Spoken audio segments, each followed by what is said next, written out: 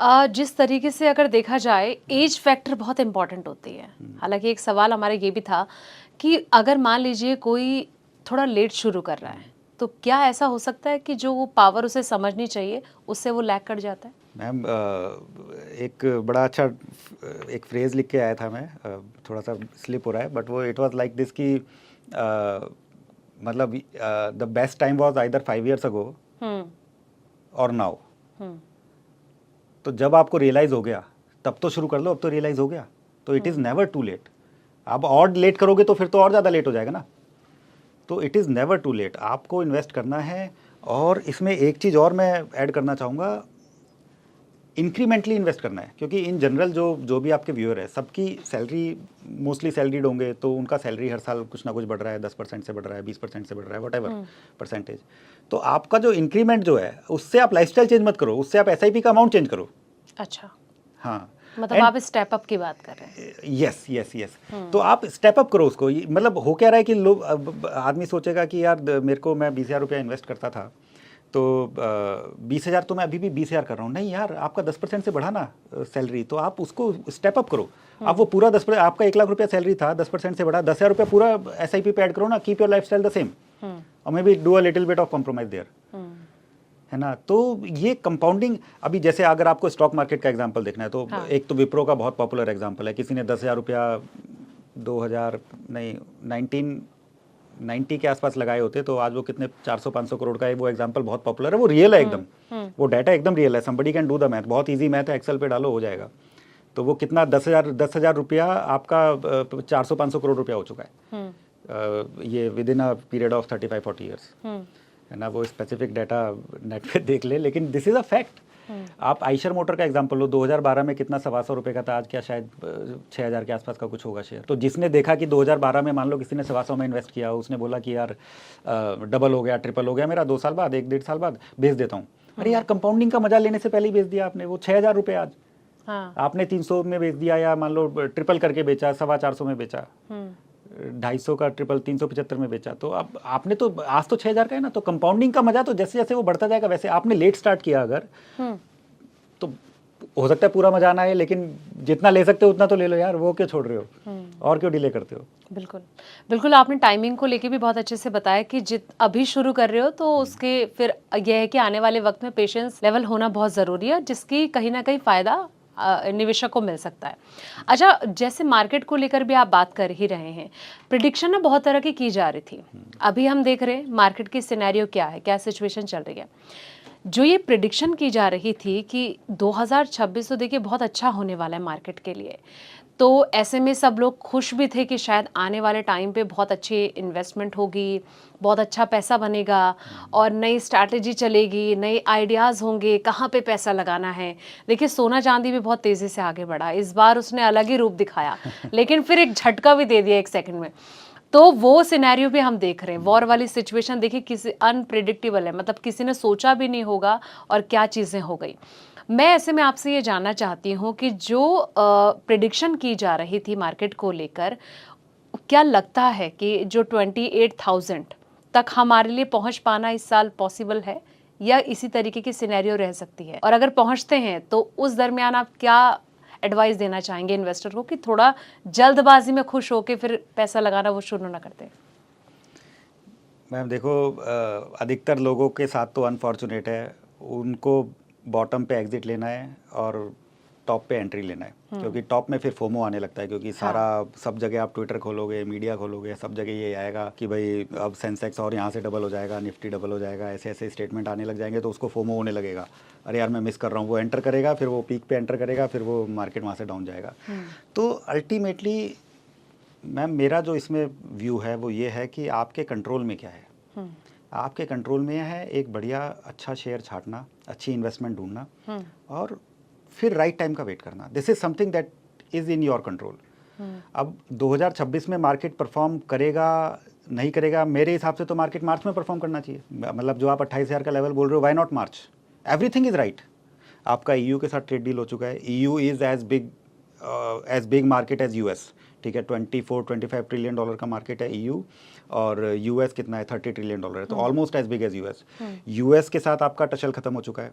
US के साथ आप गुड बुक्स में आ चुके हो, you now share again a very good relationship with United states, duty का प्रॉब्लम सॉर्ट आउट हो गया, ठीक है, आपका ट्रेड डील भी आज या कल यूएस से हो ही गया था, वो सुप्रीम कोर्ट का जजमेंट आ गया उसके कारण अब वो उसकी फाइन ट्यूनिंग दोबारा से होगी, बट आपका ट्रेड डील भी हो ही जाएगा because you are in now good terms with US, ठीक है। तो everything, all the ecosystem is set. जब ये डोनाल्ड ट्रंप प्रेसिडेंट नहीं बने थे, जब ये सारा ड्यूटी वाला प्रॉब्लम नहीं था, तब आपका जीडीपी ग्रोथ का एक्सपेक्टेशन 6-6.25% के आसपास का था। आज आप बोल रहे हो कि FY26 का, आज आप बोल रहे हो कि FY26 you will close eight 7+, जहाँ पे एक एक बेसिस पॉइंट की लड़ाई होती है, वहाँ पे आप बोल रहे हो 1% से जीडीपी आपका ग्रोथ रेट बढ़ रहा है। जहाँ पे हम एक एक बेसिस पॉइंट को अचीवमेंट मानते हैं, वहाँ पे 100 बेसिस पॉइंट की हम बात कर रहे हैं। तो ecosystem environment is absolutely in our favor, environment is absolutely right, policy support, government का support, गवर्नमेंट का फोकस टुवर्ड बिजनेस। एक समय था जब हमारे देश में मतलब सोशलिस्ट माइंडसेट की सरकारें थी, कम्युनिस्ट माइंडसेट की सरकारें थी जो बोलती थी कि भाई इंडस्ट्रियलिस्ट को छोड़ो, जनता को बांटो। आज आपके पास प्रो बिजनेस गवर्नमेंट है जो बोलती है कि भाई बिजनेस रहेगा, बिजनेस बढ़ेगा तो एम्प्लॉयमेंट भी बढ़ेगा, जनता का अपने आप फायदा होगा, ठीक है। तो जो बिजनेस की चिंता करती है, which does not shy away from rolling out incentive policy for businesses. पहले हम सुनते थे लोन वेवर वगैरह, आज हम सुनते हैं PLI। तो सारा इकोसिस्टम तो आपका सेट है। आप 2026 के बोल रहे हो, मैं तो कहता हूँ मार्च में हो जाए। But the point is after Donald Trump as a president of US, volatility जो है वो बहुत ज़्यादा बढ़ चुकी है। तो पहले आप देखो इसी साल के अंदर, अभी 3 महीने पूरे नहीं हुए, 3 महीने में क्या क्या एडवेंचर हो गए दुनिया में। एक देश का राष्ट्रपति उठा लिया गया ठीक है, एक कंट्री को मतलब 5 या 6 कंट्री लड़ रही है उस रीजन में। मतलब आप you don't consider it as a war between Iran and US। एक ईरान के साथ लेबनान खड़ा है और सामने मिडल ईस्ट की कंट्रीज है और US है, ठीक है। वो तो यूरोप का भला हो जो कि पार्टिसिपेट नहीं कर रहा है एक्टिवली इस वॉर में, अदरवाइज तो मतलब what else is a world war, ठीक है। तो इकोसिस्टम इज एब्सोल्युटली राइट। मेरा तो इन्वेस्टर्स को एक ही कहना है कि आप अच्छा शेयर लो and wait for the right time to come. Anuj, जिस तरीके से अगर कोई मान लीजिए कि 3 से 4 साल में जो पोर्टफोलियो है अगर उसे बदलना चाह रहा है, कि मतलब कुछ चेंजेस उसमें करना चाह रहा है, तो इससे क्या लग रहा है कि कंपाउंडिंग पर कितना ज़्यादा इफेक्ट इसका पड़ सकता है? क्या कुछ डैमेज वाली सिचुएशन हो सकती है? तो ऐसे में क्या एडवाइस आप करना चाहेंगे? बहुत ही अच्छा क्वेश्चन है आपका।